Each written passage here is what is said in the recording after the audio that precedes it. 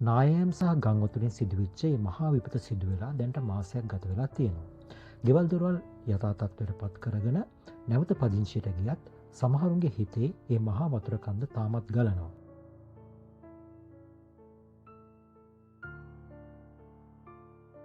ඔබ දන්නවද ශාරීරික තුවාලයකට හරියට ප්‍රතිකාර කරගත්තේ නැත්නම් ඒක පැසවලා වනයක් බවට පත් වෙන්න පුළුවන්. ඒ වගේම මනසට ඇතිවෙච්ච මේ විශාල කම්පනය හරියට කළමනාකරණය කරගත්තේ නැත්නම් ඒක ජීවිත කාලයක් විඳවන රෝගී තත්ත්වයක් බවට පත් වෙන්න පුළුවන්. අද මම මේ වීඩියෝ එකෙන් කතා කරන්නේ post traumatic stress disorder නැත්නම් පශ්චාත් ක්ලමත ආබාධය ගැන. අපි කියනවා PTSD කියලා. වෛද්‍යවරයෙක් විදිහට මගේ අරමුණ බෝ බය කරන එක නෙමෙයි. මේ විදිහේ තත්ත්වයක් ඔබට ඇති වෙනවා නම් ඒක කල්තියා අඳුරගෙන නිසි ප්‍රතිකාර ලබාගෙන ජීවිතය ආපහු සතුටින් පටන් ගන්න පාර පෙන්නන එක. ඇයි මම අද මේ වීඩියෝ එක කරන්නේ? ආපදාවක් ඇති වෙලා මාසයක් කියන්නේ බොහොම තීරණාත්මක කාලයක්. ආපදාවෙන් පස්සේ පළවෙනි සති දෙක තුන ඇතුළත නිින්ද නොයන එක, බය හිතෙන එක, තිගැස්සෙන එක සාමාන්‍ය තත්ත්වයක්. ඒකට අපි කියනවා acute stress reaction එකක් කියලා. ඒක ඇත්තටම මොළයෙන් අපේ ආරක්ෂාවට කරන දෙයක්. නමුත් මාසයක් ගියාට පස්සෙත් මේ තත්ත්වය දිගින් දිගටම තියෙනවා නම් ඒක අඩු වෙන්නේ නැත්තම් එන්නෙනම් වැඩි වෙනවා නම් එතනදී අපි සැක කරන්න ඕනේ මේක PTSD තත්ත්වයට පත් වෙනවද කියලා.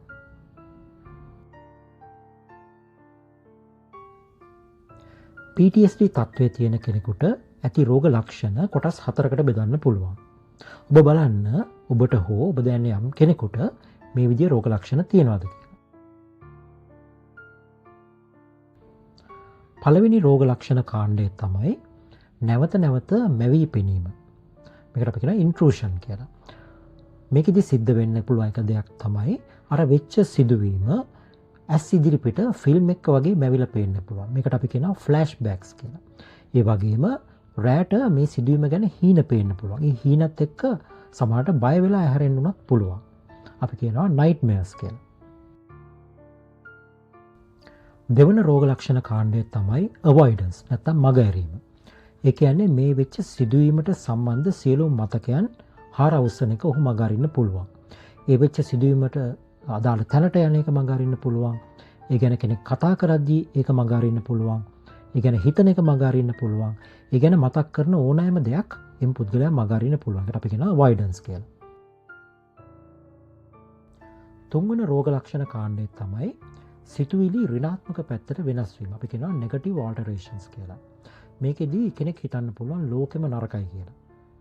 එහෙම නැත්නම් කෙනෙකුට වරදකාරී හැඟීමක් වෙන්න පුළුවන්. ඇයි මම විතරක් බේරුනේ අනිත් අයට කරදර වෙලා කියලා. මේකට අපි කියනවා survivor guilt කියලා. හතරවන රෝග ලක්ෂණ කාණ්ඩය තමයි අධික ලෙස සිරුවෙන් සිටීම. අපි කියනවා hyperarousal කියලා.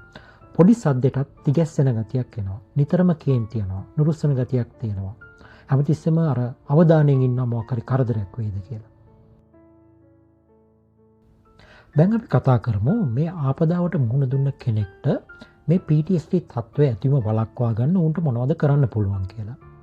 ඔබට තාම මේ ලක්ෂණ නැත්තම් එම තත්ත්වය ඇතිවම වළක්වා ගන්න ඔබට මේ දේවල් කරන්න පුළුවන්. පළවෙනි එක තමයි නිසි දිනචර්යාවක් පවත්වා ගැනීම. වෙලාවට නැගිටින්න, වෙලාවට කන්න බොන්න, හැමතිස්සෙම වැඩක නිරත වෙන්න, ඒ වගේ දේවල් වැදගත්. දෙවෙනි එක තමයි ඔබගේ සමාජ සම්බන්ධතා නිසි පරිදි පවත්වා ගන්න. තනි වෙලා ඉන්න එපා. තනි වෙලා කල්පනා කර කර දුක් වෙවි ඉන්න එපා. අනිත් පැත්ත එක්ක සම්බන්ධකම් තියාගන්න, අනිත් පැත්ත එක්ක එකතු වෙලා වැඩ කරන්න. තුන්වෙනි එක තමයි මේ සම්බන්ධයෙන් තියෙන ප්‍රවෘත්ති, වාර්තා වගේ දේවල් නැවත නැවත බලන්න එපා. මොකද ඒක ඔබේ මනසට පීඩාකාරී දෙයක්.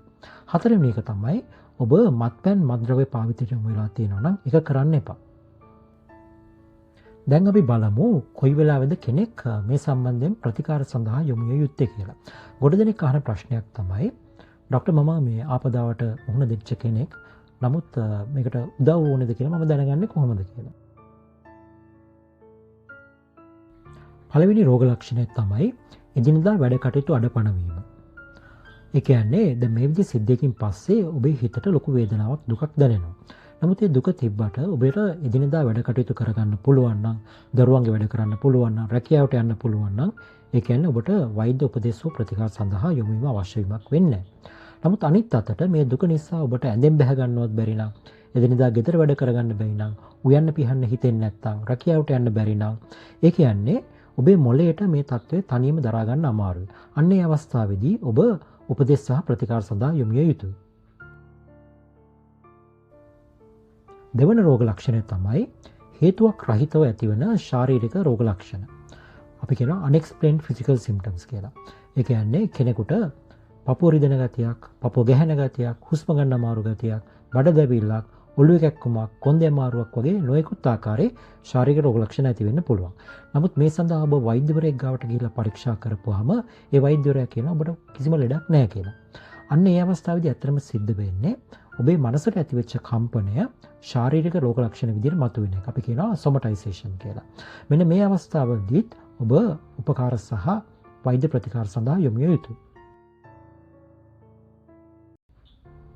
තුන්වෙනි රෝග ලක්ෂණය තමයි ඔබට පාලනය කරගන්න අපහසු අවදානම් හැසිරීම ඇතිවීම.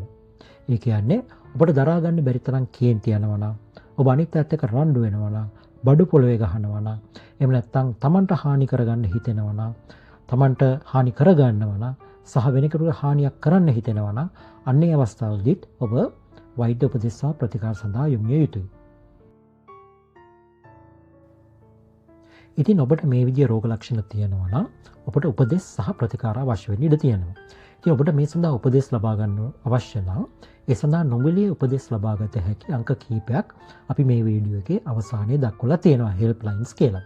ඉතින් මේ අංක එකට කතා කරලා ඔබට උපදෙස් ලබා ගන්න පුළුවන්. ඒ වගේම ඔබට ළඟම තියෙන රෝහලේ මනෝවෛද්‍ය සායනයට යොමු වෙලා ඔබට අවශ්‍ය උපදෙස් සහ ප්‍රතිකාර ලබා ගන්න පුළුවන්. අපේ රටේ විශාල පිරිසක් මේ ආපදාවට ලක් වුණා. උන් සමහරක් දෙනෙකුට මේ විදිහේ ගැටලු තියෙන්න පුළුවන්. ඒ නිසා තව කෙනෙකුට මේක දැනගන්න මේ වීඩියෝ එක ෂෙයා කරන්න. ඒ වගේම ඉදිරියේදීත් මේ විදිය අධ්‍යාපනික වැදගත්කමක් තියෙන වීඩියෝස් ඔබට බලන්න අවශ්‍ය නම් අපිත් එක්ක එකතු වෙන්න අපේ channel එක subscribe කරලා bell icon එක click කරන්න. බොහොම ස්තුතියි.